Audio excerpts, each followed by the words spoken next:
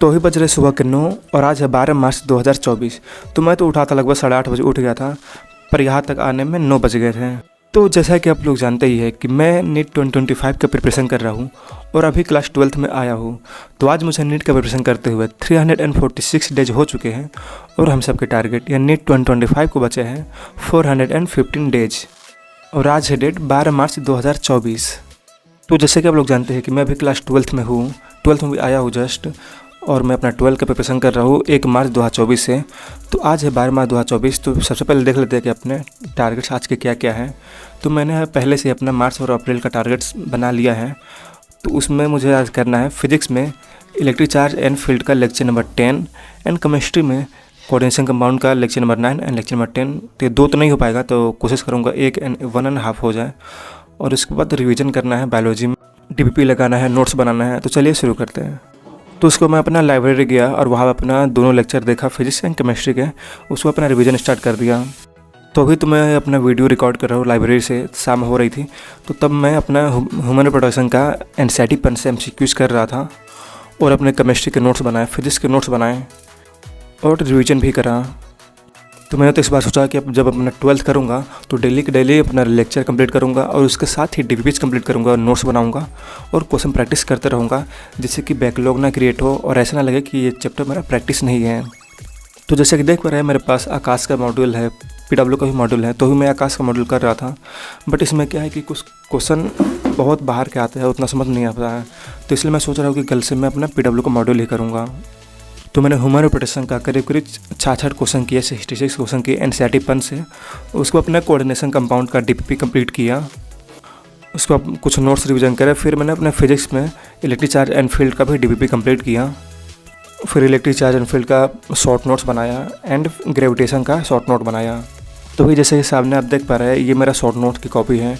तो इसमें मैंने अभी करीब 3-4 चैप्टर का शॉर्ट नोट्स बनाए हैं। तो ये है ग्रेविटेशन का शॉर्ट नोट्स, जिसमें कि मेरा एक ही पेज में सारा शॉर्ट नोट उसका फार्मूला सब आ गया है। और इसके बाद ये है मेरा लिक्विड सॉल्यूशन का शॉर्ट नोट, जो कि भी कंप्लीट नहीं हुआ है। फिर इलेक्ट्रिक फील्ड एंड चार्ज का शॉर्ट नोट, जो कि भी आधा ही कंप्लीट हुआ है। फिर उसके बाद कुछ बॉटनी के शॉर्ट नोट्स था, जो कि मैंने प्रिंट कराया था।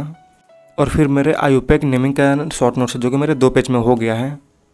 तो अब मैंने तो ये तो डिसाइड कर लिया कि जब मैं अपना 12th का करूँगा, जो मेरे चैप्टर होते रहेंगे, तो पहले मैं अपना नोट्स भी कंप्लीट करता रहूँगा एंड शॉर्ट नोट्स भी बनाता रहूँगा, जिससे कि लास्ट में जाके प्रॉब्लम ना हो रिवीजन करने में। फिर मैं घर आकर अपना ग्रेविटेशन के रिवीजन किया, उसका डीपीपीज कंप्लीट किया और कुछ डीपीपी बाकी हैं, तो वो भी मैं कल अपना कंप्लीट करूँगा। तो बहुत लोग पूछते हैं कि आपका रूटीन क्या है, आप कैसे अपना टारगेट करते हैं, आपने कैसे सोचा है कि कैसे क्या करना है। एंड बहुत लोग बोलते हैं कि आप बस लेक्चर ही देखते हैं एंड प्रैक्टिस नहीं करते हैं। तो ऐसा नहीं है। मैंने 11th में गलती करी है कि मैं बस लेक्चर देख रहा था और ना मैंने नोट्स अच्छे से बनाए और ना उसके डीपीपी प्रैक्टिस की, ना क्वेश्चन कुछ प्रैक्टिस किए। पर अभी क्लास 12th में ऐसा बिल्कुल नहीं करना है। अब क्लास 12th में मैंने सोच लिया कि मैं डेली बस 2 से 3 लेक्चर ही करूँगा और बाकी जितना टाइम बच रहा है उस टाइम बस अपना रिवीजन करूँगा एंड क्वेश्चन प्रैक्टिस करूँगा, डीपीपीज करूँगा।